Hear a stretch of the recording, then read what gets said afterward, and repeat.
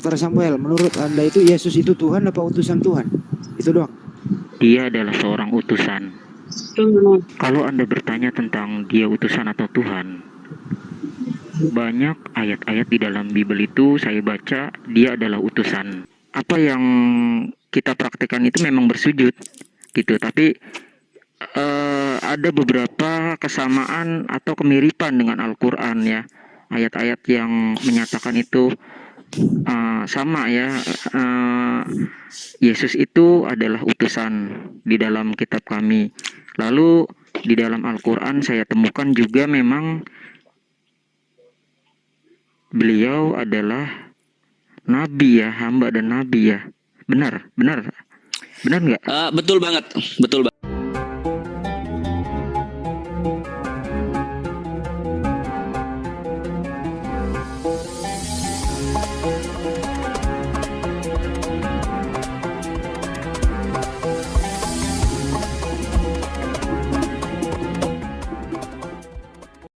Apa buktinya kalau Muslim itu mengimani Yesus atau mengimani semua para nabi dan para nabi-nabinya terdahulu?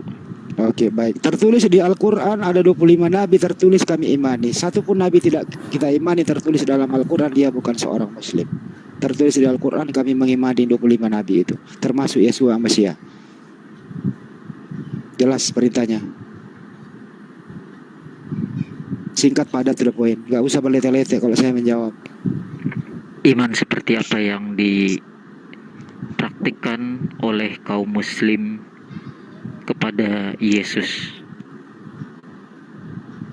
Iman kami kepada Yesus cukup mengimani dia pernah ada di muka bumi sebagai utusan Tuhan.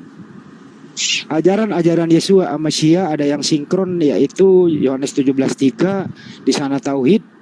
Jadi sinkron para nabi itu ada tauhidnya, tapi syariatnya itu temporer Yesus di zamannya, kemudian syariat Islam itu tidak sama lagi syariat di zaman Yesus.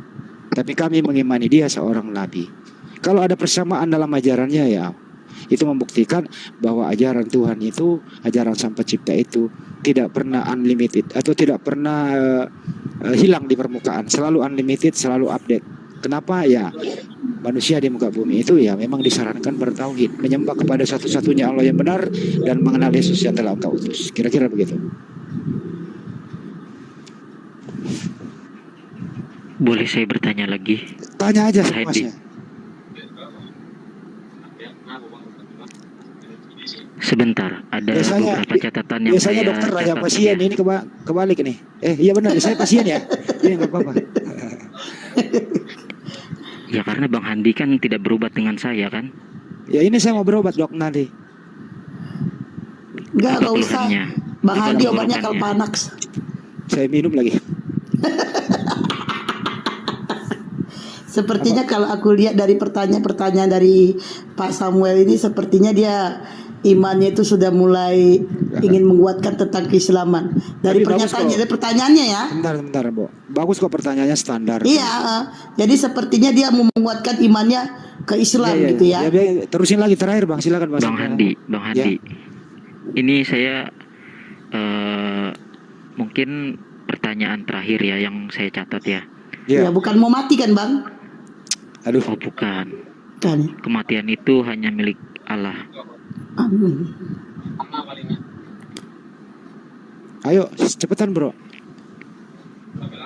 Pak Handi, praktek keimanan apa yang Pak Handi lakukan untuk Yesus?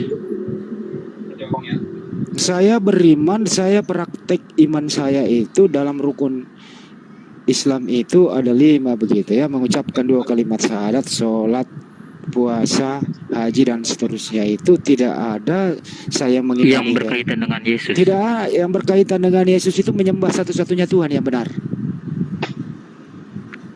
Di mana relevansinya? Relevansinya asyhadu alla ilaha illallah wa asyhadu anna muhammadar rasulullah. Qul huwallahu ahad, Allahus samad, lam yalid wa lam yulad wa lam yakul lahu kufuwan ahad. Tuhan tertulis itu di mana di dalam Bible itu? Saya sebagai umat Islam dalam praktek sehari-hari menjalankan syariat baik wajib maupun sunnah tidak berdasarkan Bible bro, berdasarkan Al-Quran dan hadis. Lalu apa prakteknya kalau Muslim itu mengimani para nabi-nabi terdahulu, bahkan Yesus pun diimani? Kalau di dalam terakhir kami sholat itu ada bacaan gitu ya, mendoakan para nabi, begitu ya. At-tayyatu salawatu thayyibatu lillahi ta'ala asyhadu an la ilaha illallah assalamu alayka ayyuhan nabiyyu warahmatullahi wabarakatuh dan seterusnya begitu. Itu kami beri salam kepada mereka di akhir sholat kami. Itu tandanya kami mengimani mereka pernah ada di muka bumi, diutus oleh Sang Pencipta. Kira-kira begitu bro. Lalu Ya nama lagi kita terakhir. oh iya, mohon maaf. Ya nggak apa-apa. Ini boleh tidak saya lanjutkan pertanyaan? Silakan. Yang bertanya dulu. Ini Pak Hendi, apakah dengan adanya Al-Quran itu kitab-kitab terdahulu yang kalian imani itu menjadi batal? Enggak. Injil tidak pernah batal, Taurat tidak pernah batal. Injil tidak pernah batal, Taurat tidak pernah batal, dibawakan Nabi Isa alaihissalam dan Nabi Musa alaihissalam. Gitu ya, tidak pernah batal. Sampai sekarang Yudaisme itu masih berpatokan sama Taurat. Injil itu sebelum ada Islam, sebelum ada Nabi Muhammad diturunkan wahyu Al-Quran itu berlaku sama kaumnya waktu itu. Nah, Al-Quran itu tidak membatalkan bro, tapi mengoreksi, meluruskan hal-hal yang tidak baik kisahnya para nabi itu. Kalau boleh saya kasih contoh nih ya, Yesus itu menurut Bible Anda kan itu disalib. Nah Al-Quran datang bahwa Nabi Isa alaihissalam itu tidak dibunuh dan tidak disalib, tapi diserupakan, diangkat hidup-hidup, diselamatkan oleh yang mengutus dia. Nah kira-kira begitu cara menelaahnya begitu. Mudah-mudahan tidak dipahami nih, silakan.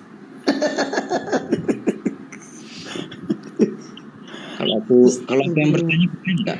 Ntar dulu, belum kelar ini satu Pak Samuel dulu. Sabar. Bang Samuel, udah ada lagi mau ditanya? Menurut Pak Handi nih, apa yang dikoreksi dari Al-Quran untuk kitab-kitab terdahulu Pak? Oke, saya kasih intinya saja. Pertama tadi penyaliban. Satu, di dalam Bible Anda itu Nabi Daud bagaimana kisahnya itu berzina minta ampun diluruskan oleh Al-Quran. Bagaimana Lot menzinai kedua anaknya diluruskan oleh Al-Quran. Di dalam Al-Quran kisah para nabi dan rasul itu tidak ada yang norak, tidak ada yang kayak begitu seperti di kitab-kitab sebelumnya begitu. Itulah yang diluruskan oleh Al-Quran. Makanya tinggalkanlah kitab-kitab yang di dalamnya itu menghina para nabi, apalagi membunuh para nabi dengan cara disalib. Tinggalkanlah sekarang juga Samuel, beralihlah kepada Al-Quran, karena Al-Quran itu sebagai menuntun hidup bagi orang yang bertakwa. Kira-kira begitu bro. Allahu Akbar. Lalu apa fungsinya kaum muslim beriman dengan kitab-kitab terdahulu, padahal mereka disuruh untuk beriman kepada kitab-kitab terdahulu kan? Oke, baik. Tadi udah dijawab pertama, Anda ulang kedua. Fungsinya adalah kami diperintah beriman kepada ke-25 nabi itu. Tapi beriman bukan berarti kita mengikuti syariatnya. Karena sudah dijelaskan itu bahwa kami syariatnya ada di Al-Quran sama hadis. Saya belum masuk ke ayat loh ya. Ini baru poin-poinnya saja. Iya, tidak apa-apa. Coba bawakan saja ayatnya. Ya contoh di Ali Imran 50 misalnya ya, soal halal dan haram di zaman Yesua Mesya, Imamat 11:7 misalnya begitu. Di situ banyak sekali makanan yang diharamkan, babi, unta, belut, udang yang tidak bersisik begitu ya. Ya di surat Ali Imran 50 kalau nggak salah di situ dihalalkan sebagian yang telah diharamkan itu. Bayangkan kalau nggak ada ayat itu bro, bagaimana nasib udang, bagaimana nasib belut, bagaimana nasib cumi? Tidak ada yang makan bro. Yang tetap yang konsisten itu seperti babi dan yang punya cakar bisa membunuh dan seterusnya, itu yang haram. Contoh kecil seperti itulah kira-kira bro. Paham?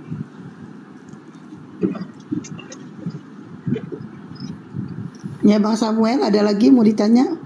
Enggak, sebelum Anda pamit, terakhir dari saya nih, saya satu doang. Menurut Anda, dokter, terakhir dari saya, dokter Samuel, menurut Anda itu Yesus itu Tuhan apa utusan Tuhan? Itu doang. Saya boleh dong klarifikasi sekali. Yesus itu Tuhan apa utusan Tuhan? Bang Samuel.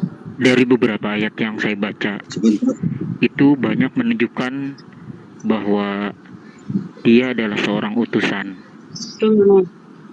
Pinter. Sudah paham? Kalau bertanya Bunda Rama apakah tolong dia di mute Tuhan Bunda Rama. atau utusan. Ya Allah ya Rabbi.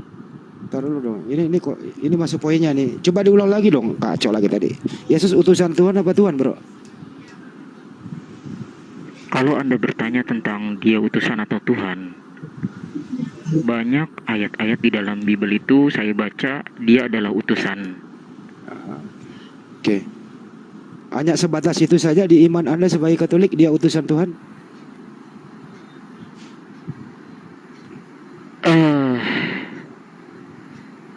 Iya, benar. Baik. Kalau begitu dengarkan kata-kata saya Yohanes 17:3 ya. Yohanes 17:3 ya. Saya Arabkan boleh, Bang? Dokter. Yohanes 17:3 saya terjemahkan bahasa Arab, tinggal dokter mengulanginya saja. Karena Oke? metodologi itu harus diimbangi dengan data dan fakta ya. Baik. Saya baca dulu Indonesianya Yohanes 17:3. Ini syahadaten Yesus gitu ya di zaman itu. Inilah hidup yang kekal itu, bahwa mereka mengenal Engkau satu-satunya Allah yang benar dan mengenal Yesus yang telah Engkau utus. Coba saya tuntun ya. Asyhadu alla ilaha illallah. Silakan, Dok.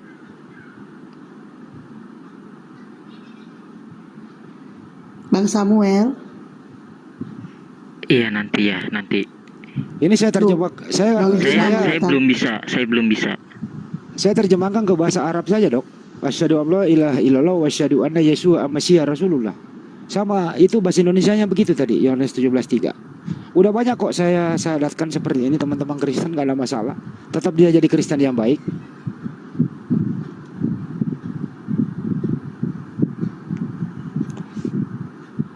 Agak sulit mungkin ya.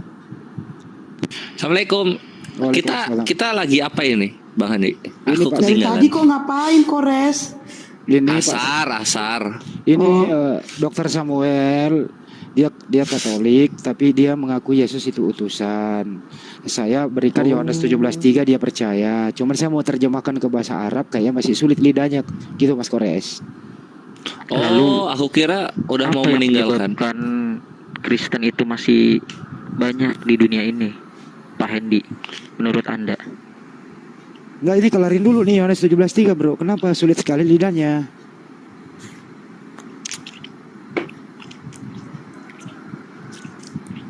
Iya, nanti. Saya belum bisa saat ini. Tapi Indonesianya aja dulu coba. Indonesianya coba.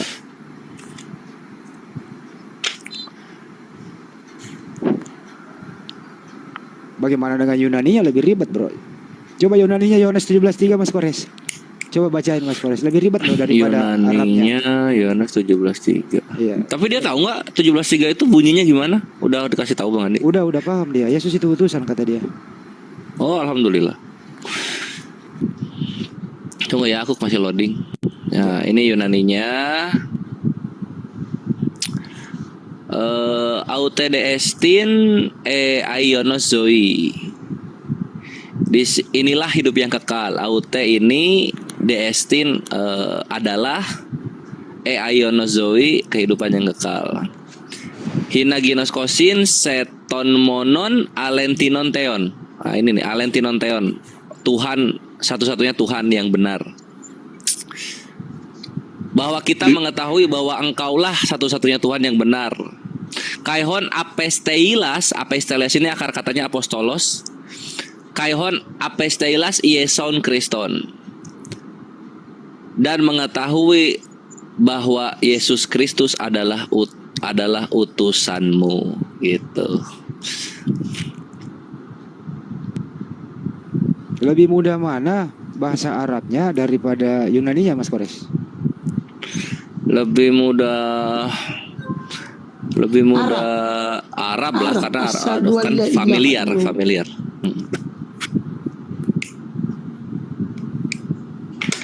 Pak Handi. Ya, ya, ya. Praktek keimanan apa yang Pak Handi sudah praktikkan ketika Pak Handi mengimani Yesus itu di dalam Islam? Tadi kan udah saya Lalu jawab. Pak Handi praktikkan. Apa yang Pak Handi praktikkan?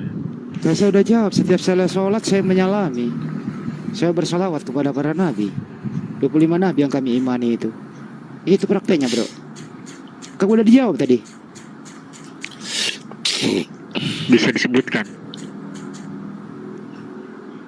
Ya udahlah, nggak usah. Tadi kan udah tahiyat terakhir itu. Assalamualaikum ayuhan nabi warahmatullahi wabarakatuh. Itu nabi siapa itu di sana? Salam kepada nabi. Tidak ada nama orangnya kan? Ya masa disebut namanya semua nabi kalau kita sholat? Iya enggak lah, nabi itu udah merangkum semua. Ibrahim itu bapak para nabi, gitu ya. Iya, saya percaya itu. Saya percaya Pak Handi kalau Abraham itu adalah bapaknya para nabi. Tapi yang jadi pertanyaan saya ini kadang-kadang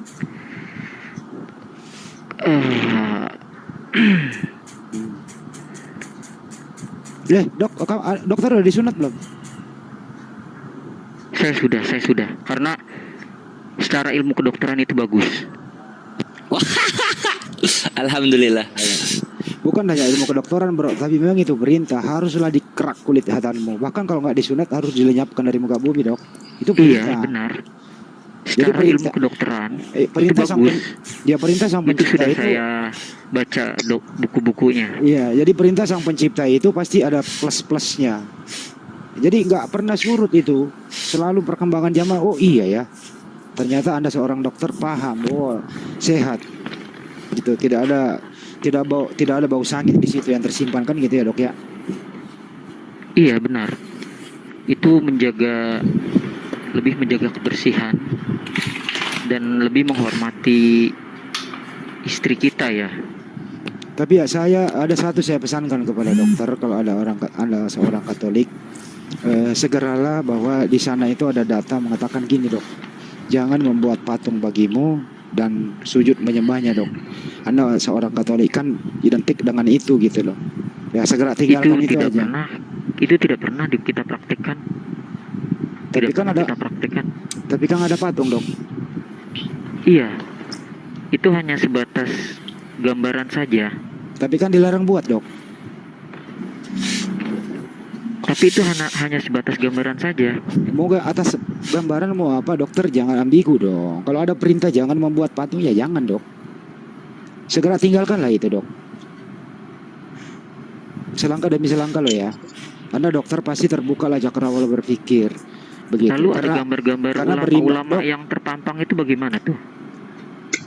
Kenapa? Gambar nggak ada masalah. Itu bukan menggambarkan dia Tuhan. Biasa aja. Iya. Gambar. Kami juga demikian.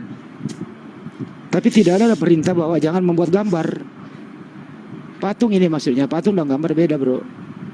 Oh, itu mungkin di beberapa tempat kali ya. Masa bikin gambar? Di tempat kami tidak ada patung, cuma hanya gambar saja. Tapi mayoritas Kristen, bro, itu patungnya ada. Nah, itu coba verifikasi di gereja-gereja lain ya yang ada patung ya. Anda mungkin kurang update kali. Ada, bro. Iya, ada. Cuma di tempat saya tidak ada. Tapi jadi menurut Anda nggak setuju kalau ada patung? Jadi kalau jujur saya sudah mempelajarinya. Di situ dikatakan memang tidak boleh. Ya betul. Ini dokter terbuka pikirannya nih. Ini dokternya mau mau memilih Islam atau gimana sih? Dari tadi kok udah lama ini gak nampak. Itu kalau nggak salah Katolik ini. Tapi udah lama gak nampak di Komar. Halo. Lanjut Mas Kores. Ya. Halo. Sip, begini. Ini forum diskusi kan? Iya. Ya. ketika saya bertanya apa saya salah? Enggak salah enggak. Enggak, dari tadi kan membenarkan gitu apa yang diimani oleh Islam bahwa ini tuh salah. Nah, itu tuh diakui gitu, dikonfirmasi gitu. Begini, ini dengan siapa? Mohon maaf dengan RM Simanjuntak Enggak, ya? Slamet Tuntri. Ini yang ada lope-lope Korea. Slamet Oh, Tuntri. dengan saya panggil apa nih? Panggil Pak Selamat ya, berarti ya? Pak Tungtri Iya. aja. Tungtri enak, Pak Tungtri. Ya, Pak Tungtri. Sip. Dirimu tahu definisi keimanan itu apa? Iya tahu, cuman kayaknya berbeda deh. Tapi kalau Saya mau aku dengar. boleh, Coba saya mau dengar. Oke. Boleh. ya iman itu kita jangan ambil Indonesia karena kalau di Indonesia kurang pas. Iman itu berasal dari kata Arabik, lafaz Arabik itu alif, mim dan nun. Itu. Jadi iman ini bisa iman, amin, aman gitu. Ya akar katanya artinya apa? Mempercayai. Iman itu mempercayai. Nah, setara dengan bahasa Indonesianya apa? Ya percaya gitu. Jangan lagi dilebihkan ke menjalani, beriman, mempercayai. Kalau menjalani itu udah masuk ke din. Gitu. Itu udah masuk ke agama gitu. Itu udah masuk ke milah kayak gitu. Sebagaimana kita mengimani adanya kitab Taurat, Zabur dan Injil, itu tidak berarti kita menjalankan, karena kalau menjalankan ada lagi kata-katanya gitu. Oh, bukan keimanan itu bukan kepercayaan yang dilandaskan oleh keilmuan ya, bukan ya? Oh ya, makanya kan aku bilang juga di awal, definisi kita berbeda. Aku lebih ke linguistiknya, kalau Brother Samuel mungkin lebih ke kontemporer gitu, yang ditambah-tambahkan lagi dengan kebijaksanaan pribadi kayak gitu kan. Jadi seseorang itu, ini menurut saya ya, menurut apa yang Boleh. saya telah pelajari, keimanan itu menurut saya itu adalah bersumber dari pengetahuan. Jadi ketika pengetahuan itu tidak relevan dengan apa yang kita cari, maka bisa dikatakan itu tertolak. Kita tolak. Demikian kita para dokter itu tidak boleh memegang atau membedah sesuatu yang memang bukan profesinya. Seperti itu. Ya, bisa aku benarkan karena pengetahuan dekat kepada akal ya. Makanya Allah Azza wa Jalla itu dalam Al-Quran sangat banyak sekali ayatnya, afala ta'qilun, apakah kamu nggak menggunakan otakmu, apakah kamu tidak berpikir gitu. Allah selalu bilang begitu karena akal kita tuh harus jalan dulu untuk mengimani apa yang Allah perintahkan. Bisa dibenarkan. Lalu dengan keimanan yang tadi Pak Tungtri katakan itu bagaimana? Ya, sebagaimana yang aku jelaskan secara linguistik, iman itu setara dengan percaya dalam bahasa gitu. Nah, percaya ini dilandaskan apa? Yang tadi aku jelaskan barusan gitu. Afala ta'qilun. Allah memerintahkan kita untuk berpikir, untuk berakal, untuk percaya apa yang Allah perintahkan. Contoh misalnya Allah berfirman dalam Ali Imran 78. Orang-orang terdahulu itu senang berbohong demi nama Allah gitu. Jadi dia mengatakan bahwa ini dari Allah, padahal itu bukan dari Allah. Mereka katakan ini tertulis di kitab Allah, padahal itu tidak tertulis di kitab Allah. Nah, itu kan kalau secara akademis kan itu masih klaim secara parsial ya dalam Islam. Nah, kita yang berakal ini membuktikannya. Kita buktikan itu apakah begitu? Maka kita pun melakukan dialog lintas agama dengan kawan-kawan yang mengimani agama-agama terdahulu. Ternyata benar begitu gitu. Contoh misalnya konsep Tritunggal, konsep teofani, konsep ibadah hari Minggu, konsep Tuhan menjadi manusia, konsep Itu tidak ada di hari Minggu, tidak ada. Betul, itu semua yang aku bilang tadi itu nggak tertulis sama sekali gitu. Lalu Itu kenapa ternyata ini disebutkan Allah tadi? benar gitu. Lalu kenapa disebutkan tadi ibadah hari Minggu? Ya itu makanya kan Allah bilang, Allah ini makanya disimak baik-baik. Allah berfirman dalam surah Ali Imran 78, orang-orang terdahulu yang mengimani agama-agama terdahulu terbiasa mengatakan sesuatu yang bukan datang dari Allah. Itu premis pertama. Premis kedua, kita sebagai yang berakal mengecek kebenaran tersebut. Nah, premis 1, premis 2, sekarang kita masuk ke konklusi. Bukan konklusi dong. Kita langsung masuk ke eksperimen. Eksperimen, kita coba nih dialog dengan orang-orang yang beragama-agama terdahulu, Kristen, Yahudi misalnya. Tapi lebih banyak Kristen ya. Ternyata benar. Ketika kita berdialog, mereka melontarkan kata-kata yang itu bukan datang dari Tuhannya gitu loh. Itu bukan datang dari Tuhannya dan itu tidak tertulis dalam kitab Allah. Iya, makanya saya sebagai dokter itu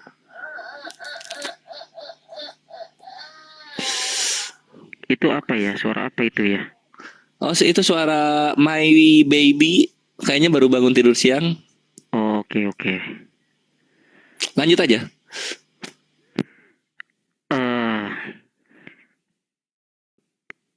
Apakah Al-Quran itu kitab sejarah atau kitab apa secara definisi?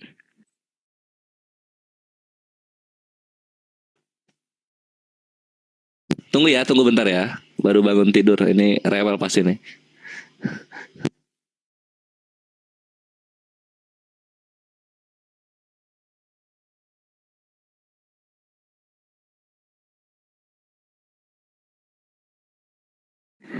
Jam 4 saya akhiri ya, Pak Handi ya.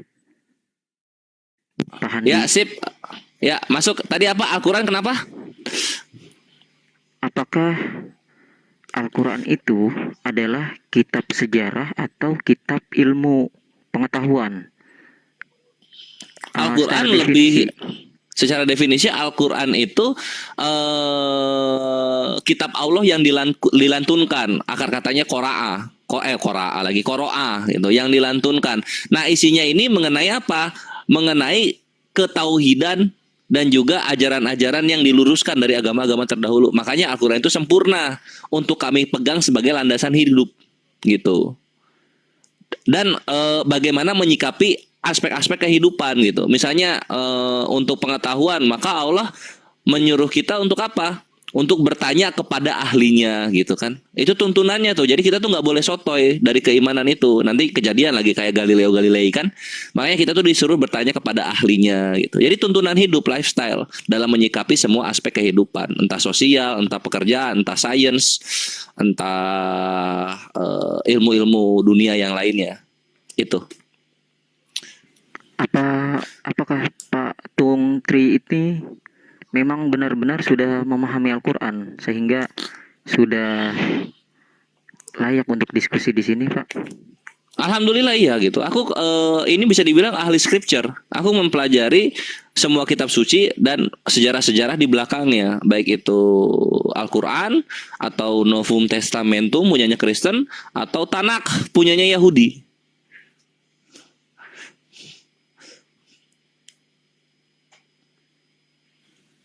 Jujur ya, saya ingin jujur di sini ya. Saya tidak mau menutupi segala sesuatu yang memang itu ada faktanya ya. Iya. Kenapa kok sebelum Islam ada, itu kenapa Kristen sebelumnya? Maksudnya ada Yahudi kah, ada Kristen, Udah saya atau jawab ada tadi itu. Nasrani? Nah, nggak apa-apa Bang Handi, aku sempurnakan. Nasrani ya? Penyebutan kalian Nasrani atau apa? Iya, Nasrani sama. Nasrani juga ada sejarahnya itu. Aku bisa ceritakan kalau berminat.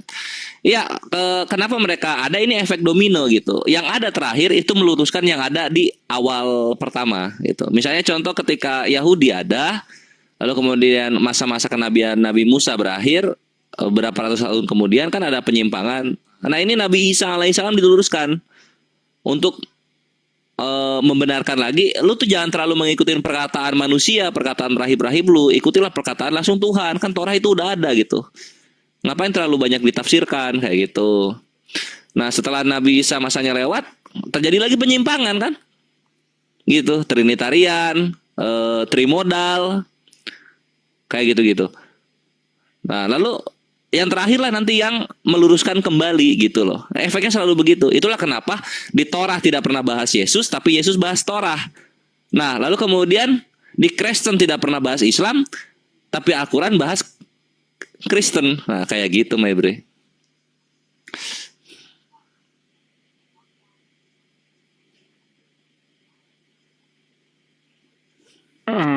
Ini untuk saudara-saudara yang lain ya.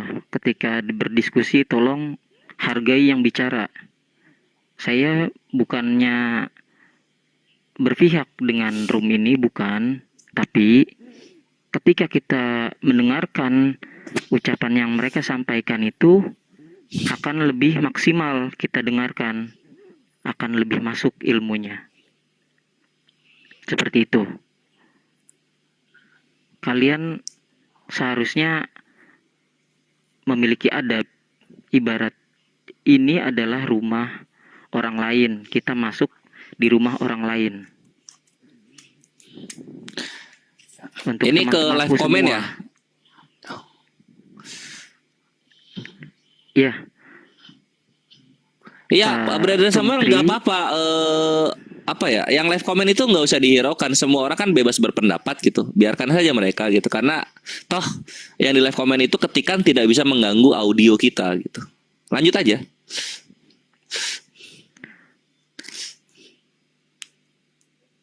Lalu apakah ibadah yang dilakukan Muslim itu mengganggu aktivitasnya sehari-hari? Nah, ini pertanyaan yang menarik ketika dilihat oleh sudut pandang orang awam. Dalam Islam itu Allah berfirman dalam Al-Ankabut ayat 45, Inna sholatanha anil fasya'i wal mungkar gitu. Sesungguhnya sholat itu mencegah kami dari perbuatan keji dan mungkar gitu. Mungkar itu antitesis dari takwa lah kayak gitu. Sholat jatuhnya tidak mengganggu, tapi menahan kami dari perbuatan-perbuatan yang keji gitu. Itulah kenapa sholat kami 5 waktu. Dan itulah kenapa dunia Islam berkembang seperti sekarang karena apa? Ya karena ibadah yang kami lakukan setiap hari ini gitu. Karena Allah meridhoi ibadah kita sehingga dunia kami ya berkembang seperti sekarang gitu kan. Itulah kenapa kalau misalnya mau dicek lagi, misalnya mau kita ambil data statistik ya,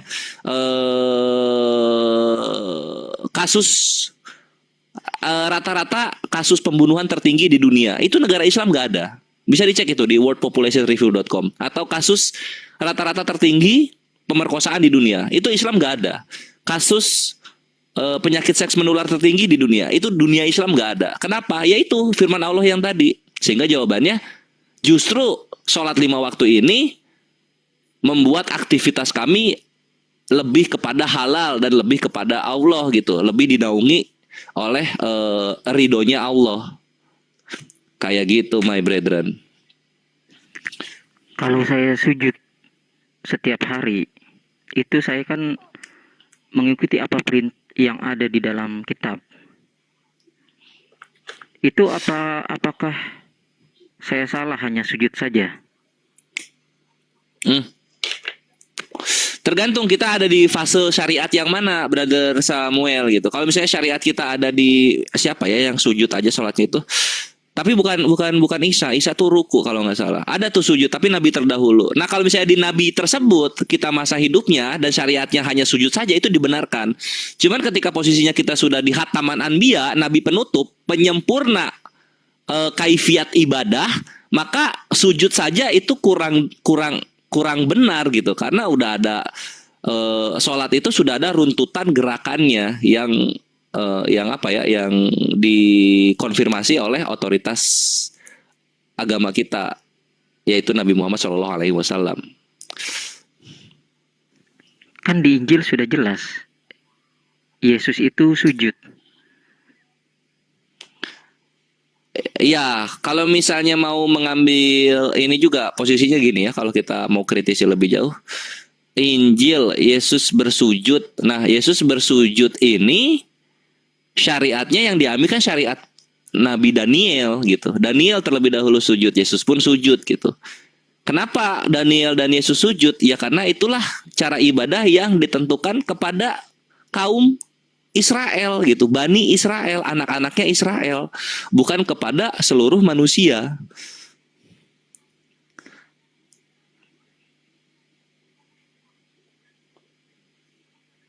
Lalu kenapa ada yang tidak bersujud ya. Maksudnya ini Ya karena dia di tidak Muslim gimana juga maksudnya? ada juga Ya. yang di Muslim juga ada juga yang tidak mau bersujud gitu. Ya Karena bukan kan muslim itu. mereka juga mengimani Bukan muslim itu kalau nggak sujud. Isa ya. Bukan Isa kan muslim kalau nggak bersujud kan. sujud, bukan. Iya, itu jatuhnya apa ya? Muslim fasik lah atau ingkar sunnah atau apa gitu. Kalau gini apa ya? Karakter orang, perlakuan orang itu tidak mengungguli apa yang Allah firmankan. Kalau Allah sudah firmankan dalam sholat itu ada ruku dan sujud, maka kalau ada yang menyelisihi itu, itulah yang salah, gitu jatuhnya.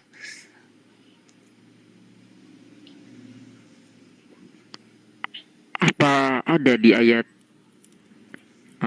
Bible terdapat nama Muhammad? Karena kalian kan sering mengatakan bahwa Muhammad itu dikenal ciri-cirinya di dalam Bible dan Torah. Itu bagaimana? Oh, oke. Oke. Ya, itu ada di sini ya. Itu kita jadi merujuknya nggak terjemahan, kita langsung ke bahasa aslinya. Tuh, Muhammad. Nah, itu kita lihat di sini. Tunggu ya.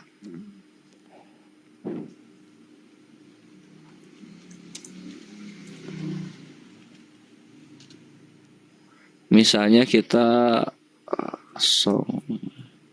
tunggu ini text time.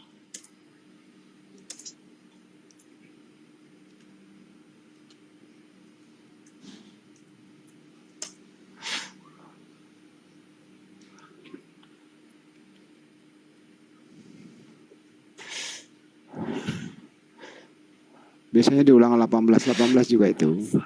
Nah, ini bisa dilihat. Song of Songs itu Kidung Agung ya, jatuhnya Kidung Agung. Nah, ini Hebrew-nya. Ini Hebrew-nya. Bisa dilihat ya, ini Hebrew-nya. Duh, gimana sih? Ini Hebrew. Ini transliterasinya. Itu Ini di website latinisasinya. mana ya? Saya mau Oh, tahu ini itu di website mana ya? biblehub.com. Biblehub.com. Oke. Itu tanpa VPN ya untuk mengaksesnya ya. Nggak perlu. Tidak disembunyikan ya. Iya, datanya Tungtri itu selalu bisa diakses semua orang gitu. Karena aku nggak mau berdusta, nggak mau menutupi kebenaran. Jadi kalau nyari data tuh data yang bisa dicek semua orang dan gratis dan tanpa perlu bantuan orang lain gitu. Ini biblehub.com, Song of Song 516, Kidung Agung ini jatuhnya. Tapi yang langsung interlinear. Jadi ada cara baca huruf asli dan juga transliterasinya. Nah, kalau kita lihat di sini ada Hikau, Maktakim, Wakulau. Tada. Apa itu artinya, Pak? Nah, ini lovely atau yang dicintai. Artinya apa tuh? Ini artinya yang dicintai. Hanya sebatas dicintai saja. Tidak ada nama Muhammadnya. Ya itu ada. Oh, kalau mau ini, yang ini Itu. Muhammadnya yang ini. Ini. Itu bahasa Indonesianya di atasnya. Nah, ini cara bacanya. Iya, nih.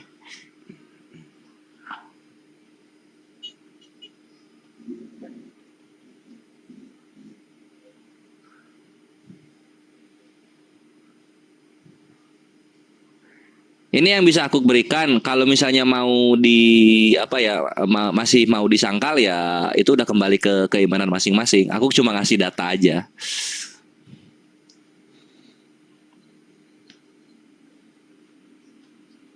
Oke, terima kasih atas jawaban yang diberikan Pak Tungtri ya dengan Pak Handi Selebes ya ini ya, Selebes ya. Saya tidak mengurangi ya. Ya. Ya, terima Kalau ada kasih. lagi yang mau Saya ditanyakan izin silakan. pamit ya. Udah ya. Oh iya, Saya sama-sama. izin pamit. Ini sudah waktunya. Sudah waktu saya praktek ya. Sering-sering sini Oke, masuk. terima kasih ya. Sama-sama. Terima kasih atas penjelasannya. Kita tetap bersaudara ya. Ya harus Pasti lah. dong. Ya. Tidak ada kita berpecah belah ya atas Ya hal nggak ini ya. boleh, harus bersatu kita membangun bangsa ini, bro. Mana? Aku dari zaman Kaskus, Zaman Kaskus itu ada slogan yang aku pegang sampai sekarang. Whatever has happen in debate, stay in debate. Apapun yang terjadi dalam perdebatan, tetap diam di dalam perdebatan. Ya, saya hargai itu Pak Tungtri ya. Terima kasih banyak Sama-sama. atas penjelasannya ya. Karena Ya. memang apa yang kita praktekkan itu memang bersujud gitu. Tapi ada beberapa kesamaan atau kemiripan dengan Al-Quran ya.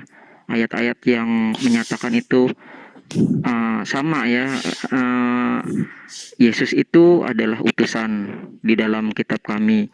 Lalu di dalam Al-Quran saya temukan juga memang beliau adalah nabi ya, hamba dan nabi ya. Benar nggak? Betul banget. Ya, itu saja sih. Ya, mungkin di lain waktu nanti saya akan bertanya kembali ya di room ini. Boleh, Terima kami kasih. siap menjawab. Ya, terima kasih. Sama-sama. Selamat sore. Sore juga, semoga menjadi bahan hidayah untuk kedepannya. Amin, amin, Allahumma amin.